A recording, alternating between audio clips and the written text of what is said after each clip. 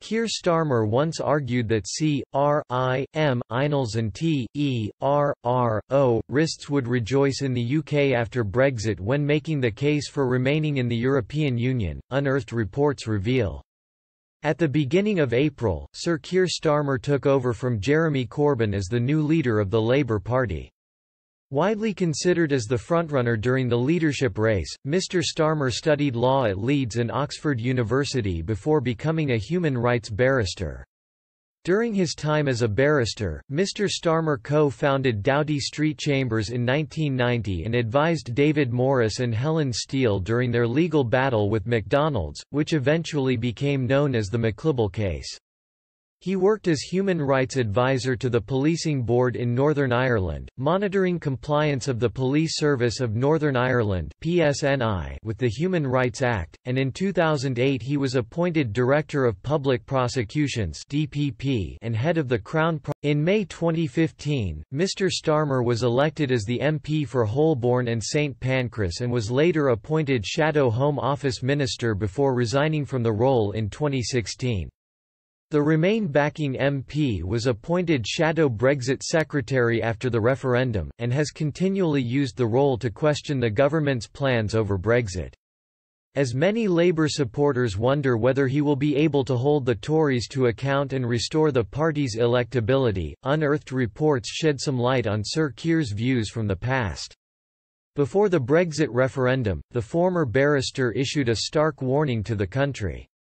In January 2016, Mr. Starmer penned a comment piece for The Guardian titled, "Criminals and Terrorists Will Rejoice If We Leave the EU." He continued, "It is not just business relationships that have. Those in Britain who engage in serious and organised crime do not confine their activities within our borders. They increasingly operate across Europe, using well-trodden routes and criminal gangs." The recent tragic events in Paris, along with confirmation that 7 terror plots have been foiled here in the UK in recent months, underline just how important it is that we maintain and enhance our capacity to investigate and prosecute those concerned. He argued that to counter these threats, there had to be joint action across Europe. He added, this type of effective collective action, helping to protect UK citizens, would be much more difficult if we were outside these collective EU institutions.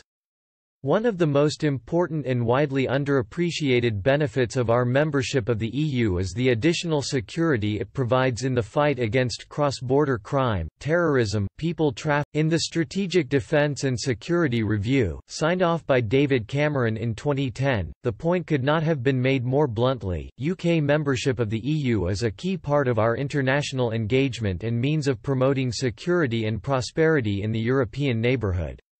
No doubt for political reasons, this critical statement is not repeated in the 2015 update of the review. Britain outside the EU would be less able to respond with the speed and strength we need to tackle complex and growing cross-border threats to all our communities. That is why, alongside the business case for staying in the EU, there is a hard-headed national security case. By flirting with withdrawal from the EU, the Prime Minister is now putting all of this at risk. The UK is arguably the EU's strongest defence power. It is one of only 2 member states possessing full-spectrum military capabilities including a nuclear deterrent, and is one of only 6 member states meeting the NATO target of spending. The UK also holds a permanent seat on the UN Security Council and has the largest military budget within the EU. The October 2019 political declaration accompanying the withdrawal agreement expresses the intention of the UK and the EU to support ambitious, close and lasting cooperation on external threats. However, any future cooperation should respect both sides' strategic and security interests, and their respective legal orders. The EU's mandate for negotiations on the future relationship with the UK adds that Britain and Brussels should explore new dialogues on foreign policy and be prepared to share information, including on sanctions, and that these dialogues could be set up before the end of the Brexit transition period.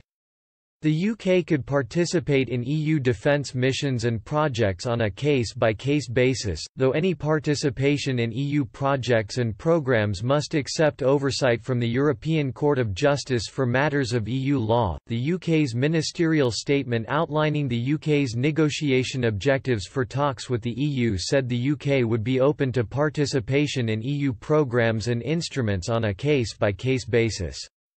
The UK is currently in a transition period where it operates still by EU rules, despite having left the bloc on January 31. Despite the logistical challenges of conducting sensitive discussions via video conference due to the coronavirus